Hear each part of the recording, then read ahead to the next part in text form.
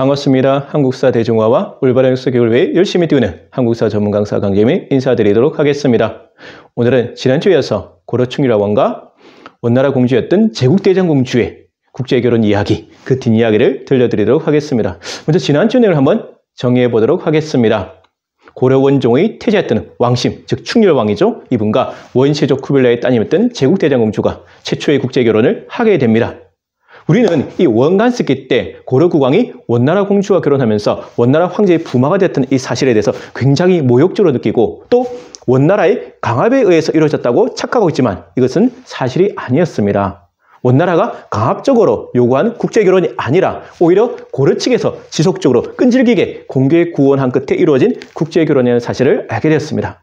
그러면 고려국왕 원종은 왜 이렇게까지 끈질기게 공개 구원을 했을까? 고도의 정치적 계산이 깔려있다고 제가 말씀을 드렸죠. 이제는 고려국왕의 지위가 올라가게 됩니다. 원래는 그냥 평범한 고려국왕인데 플러스 알파로 스펙이 한 개 더 추가되죠. 바로 원나라 황제의 부마라는 지위가 추가되면서 고려국왕의 지위가 전체적으로 상승하게 되고 그러면서 원나라와의 외교관계에서 유리한 입장에 보다 설 수 있게 된다. 그래서 이제 쿠릴타료는 원나라의 부족장 회의로 참석할 수 있고 원나라 황족의 일원으로도 대우받을 수 있습니다.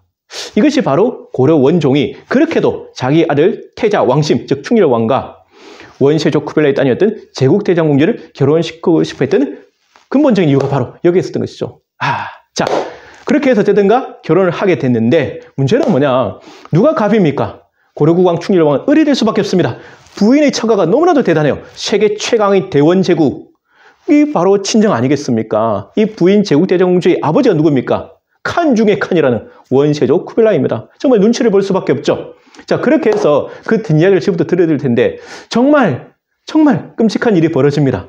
우리나라 최초의 매맞는 남편, 매맞는 왕이 여기서 생기게 되는 것이죠.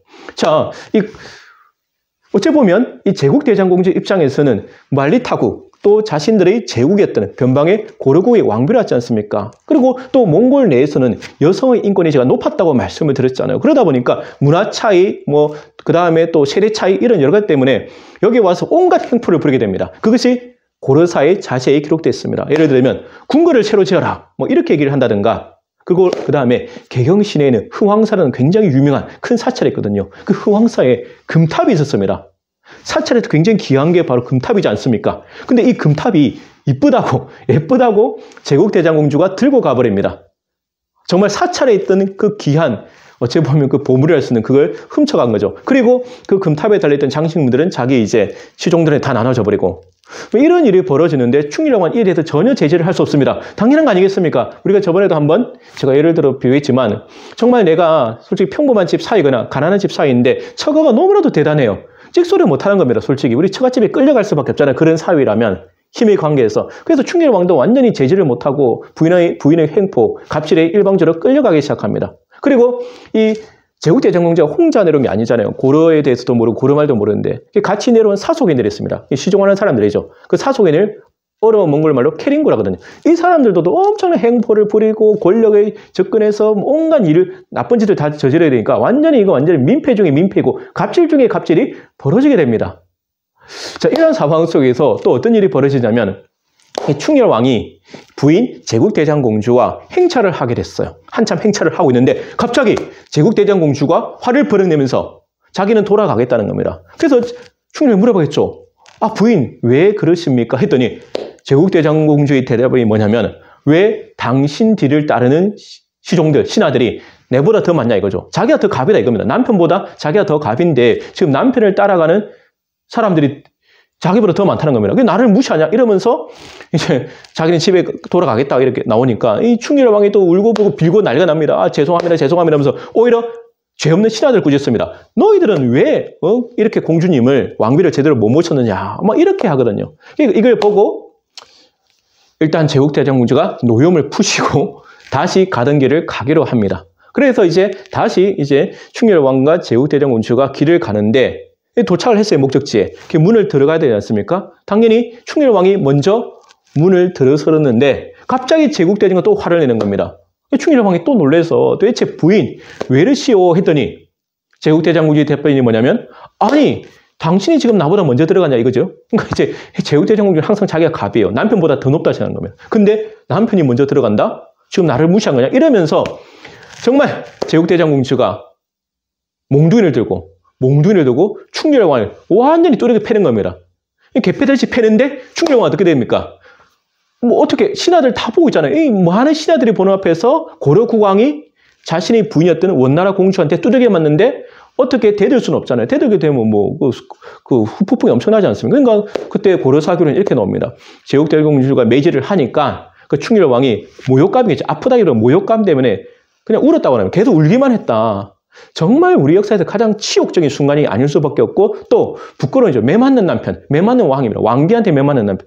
여기에서 고려사 사관이 뭐라고 기록했냐면 이렇게 수치스러운 적이 없었다. 정말 수치스러운 적이 신하들의 마음은 찢어지게 이 나라가 얼마나 힘이 없었으면 이 원나라 공주가 자기 남편을 뚜렷이 패는데도 왕은 울기만 하고 대들지도 못하는 상황이 되어버린 겁니다. 자, 정말 대단하죠. 이 제국대장공주. 대단하죠. 근데 충렬왕이 그대로 다 하고만 있을 사람이 아니라는 겁니다. 충렬왕은 나름대로 이 제국대장공주가 부인이지 않습니까? 그리고 장인어른은 원세조 쿠빌라입니다. 이걸 방패막이로 세워놓고 자기는 나름대로 왕권을 강화하는 겁니다. 자신도 나름대로 정치적 계산, 이 빠른 사람이에요. 그래서 소수의 즉흥 정치를 통해서 왕권을 강화하고 이러면서 원과의 거리는 일정하게 유지해요. 원과의 거리를 일정하게 유지하면서 제국대장공주와 쿠빌라를 통해서 원의 내정 간섭을 최대한 막아내면서 소수의 측근을 통해서 측근 정치를 하면서 왕권을 강화하는 데 성공합니다. 근데 제가 전에도 말씀드렸다시피 이 측근 정치는 비정상적인 국정 운영 형태입니다. 시스템이한 정치가 아니고 이렇게 소수의 측근에서 왕권을 강화하는 방법은 결국 엄청난 폐해를 낳게 되고 그것이 나중에 큰 후폭풍으로 다가오게 될 것입니다. 그리고 이 충렬왕이 그냥 매맞는 그런 남편이 아닙니다. 그리고 질질 끌려가는 사유가 아니었어요. 비록 친정이 대단한 대원 제국이지만 협상을 합니다. 장인어른 만납시다 하죠. 그 장인어른이 누굽니까? 칸 중에 칸이라는 원세조 쿠빌라이 칸이 아니겠습니까? 칸을 만나서 장인어른하고 사이, 그러니까 원나라 황제였던 쿠빌라이 칸하고 고려국 사위 충렬왕이 만나서 단판을 짓습니다. 그게 1278년에 이루어졌던 세조구제라고 하는 사건인데요. 세조가 옛날에 한 약속이다. 여기서 굉장히 멋진 협상이 이루어집니다. 이 충렬왕이 바보가 아니에요. 나름대로 굉장히 머리가 좋은 사람 같아요. 이 세조구제는 뭐냐면 이때 이제 원세조 쿠빌라이가 사위였던 고려국왕 충렬한테 한 4가지 약속이 있습니다. 4가지 약속. 이게 중요합니다. 첫째는 뭐냐? 호구 조사는 고려의 자율에 맡긴다. 둘째는 다료가치를 철수시킨다. 그 다음에 몽골군을 철수시킨다. 그 다음에 부원 세력을 소환한다. 4가지 약속을 받아냅니다. 호구조사를 고려의 자율에 맡기게 되면서 원의 내정 간섭을 끊어낼 수 있고 역시 다료가치와 몽골군을 철수시키면서 역시 내정 간섭을 또 끊어낼 수 있죠. 고려의 주권을 지킬 수 있지 않습니까? 부원 세력 소환도 마찬가지입니다. 이러한 이 세조구제, 세조가 옛날 한 이 약속을 통해서 충렬왕은 외교력 승리를 거두게 되고 고려의 자주권, 주권을 지킬 수 있게 됐다. 고려의 독립성을 지킬 수 있는 굉장히 뛰어난 외교 협상을 하게 됩니다. 그래서 이게 왜 중요하냐면 역사적 의미가 크냐면 이후에 원이 내정 간섭을 심하게 할 때마다 고려의 주권을 침해할 때마다 이 세조가 했던 옛날 약속, 세조구제를 내수한 겁니다. 자, 봐라. 원세조 쿠빌라가 옛날에 약속했지 않느냐? 고려의 자주성, 주권을 지켜주겠다고 원세자와 약속했더니 너희들도 지켜라. 이러면서 이 고려의 자주성과 주권을 지킬 수 있는 굉장히 중요한 방패막이가 된다는 점. 이런 점에서 충렬왕은 보통 머리가 아니에요. 뭐 두들겨 맞고 울고불고 하는 바보 같은 남편처럼 보이지만 한편에서는 소수의 측근 정치적으로 왕권도 강하고 장인이었던 원세조 쿠빌라를 만나서 외교적談판을 통해서 고려의 자주성과 주권도 지켜냈다는 점에서 굉장한 사람입니다.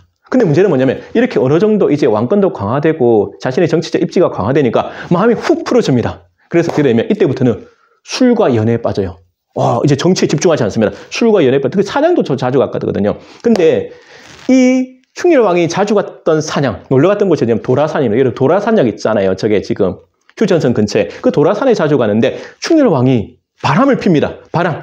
솔직히 물론 왕은 여러 명의 여자를 둘 수 있어요. 하지만 원나라 공주, 그것도 쿠빌라의 따님이 제국대장공주를 놓고 바람을 핀다. 이거는 있을 수 없죠. 근데 이제 충렬왕이 이제 자신감이 충만한 겁니다. 그래서 무비라고 하는 여자, 고려 여자거든요. 무비라고 하는 고려 여자를 깊이 사랑하고 완전 두 사람이 죽고 못 사는 관계가 되어버립니다. 그래서 이 충렬왕이 도라산에 사장을 갈 때마다 꼭 누구를 데리고 가느냐?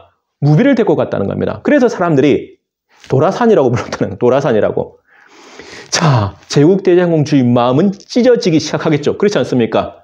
그리고 제국대장공주가 처음에는 이렇게 문화의 차이, 이런 뭐 여러 가지 차이 때문에 좀 갑질을 하고 횡포를 부렸지만 시간이 지나면서 제국대장공주도 고려에 적응하게 되고 이제 행동이 바로 잡힙니다. 사람이 착해지기 시작해요. 정신을 차립니다.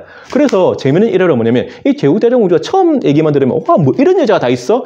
무슨 이런 여자가 다 있어? 이렇게 했지 않았습니까, 여러분도? 그런데 시간이 지나면서 아니에요. 좀 애틋하고 연민가고 원래 나쁜 여자는 아니었던 것 같아요. 그냥 문화의 차이고 이랬던 것 같아요. 어쩜 되면 하루는 충일화 왕이 아프거든요. 그래서 사람들이 뭐라고 하냐면 흥왕사 금탑, 저번에 훔쳐왔잖아요. 흥왕사 금탑을 가져와서 이런 안 좋은 일이 벌어졌다 하니까 충일화 왕을 정말 사랑했나 봐요, 제국대장군은. 정말 그 자기 훔쳐온 흥왕사 금탑을 돌려주기도 합니다.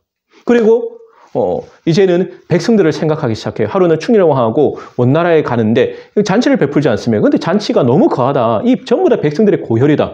예전에 제국대장군주가 아니죠. 이제는 이런 잔치 우리 받을 수 없다. 백성들 고혈이다. 이제 잔치 이런 거 검소하게 해라. 이렇게 할 정도로 이제 백성들을 생각하고 고려를 생각하고 남편을 사랑하기 시작합니다. 생각하기 시작한 거죠. 그러니까 그 초기의 그 갑질과 행포는 진짜 문화 차이 같습니다. 근데 문제는 뭡니까? 남편 충일화 왕은 이 부인을 진정으로 사랑하지 않았다는 거죠. 부인을 정치적으로 이용하고 자신의 왕권 강화와 고려의 자주권을 지키기 위한 방패막이로 내세워놓고 마음껏 바람을 피웠었죠. 무비랑. 그런 얼마나 가슴이 찢어지겠습니까? 그랬던 제국대장공주가 자신의 아들 태자, 나중에 충선왕이거든요. 태자의 결혼식을 위해서 원나라에 갑니다. 이 태자 이제 충선왕도 원나라 공주와 결혼하게 되거든요. 그 결혼을 하고 얼마나 보고 싶은 고국입니까? 그 갔다가 돌아오는데 어떻게 됩니까? 돌아오고 나서 얼마나 고향이 여러분 이 진짜 이 제국대장군이 불쌍하지 않습니까? 말리태국 그 변방 고려의 교로에 시집 와서 자기 고향도 못 가보고 근데 오래간만에 아들 결혼식 때문에 원나라에 갔다가 왔어요. 그리고 그 전에 이미 자기 친정 아버지 쿠빌라이 칸은 돌아가신 상태고 그래서 오니까 향수병에 젖은 것 같아요. 그래서 왔는데 갑자기 궁궐에 흰 작약꽃이 피었대요. 흰 작약꽃. 그 꽃을 꺾고 오라고 합니다. 그 꽃을 보고 하염없이 아무 말도 없이 눈물을 흘리고 바로 병이 듭니다. 웃기지 않습니까? 여러분 정말 이 영화 속의 한 장면이에요. 이 충일화 그 제국대장공주의 죽음을. 원나라에 갔다가 돌아왔다가 궁궐에 흰 작약꽃이 피니까 그것을 꺾고 오라 그랬다가 그 꽃을 보고 하염없이 눈물을 흘리다가 병이 들어 바로 죽는데 현성사에서 돌아가십니다. 그때 나이가 불과 39입니다. 정말 불쌍한 제국대장공주. 정말 가슴이 미어집니다. 그 뒷이야기는 제가 다음 주에 들려드리도록 하겠습니다. 여러분 제가 항상 여러분께 드리는 말씀 있죠. 여러분들의 응원 격려가 제게는 가장 큰 힘이 된다는 사실입니다. 앞으로도 많이 시청해 주시고 구독해 주시고 알려주시길 부탁드리겠습니다. 저도 초심을 잡고 끝까지 최선을 다하겠습니다. 여러분 항상 건강하시고 행복하십시오. 제가 제국대장공주의 그 뒷이야기 여러분 다음 주도 기대해 주십시오. 지금까지 한국사 전문 강사 강재민이었습니다. 감사합니다.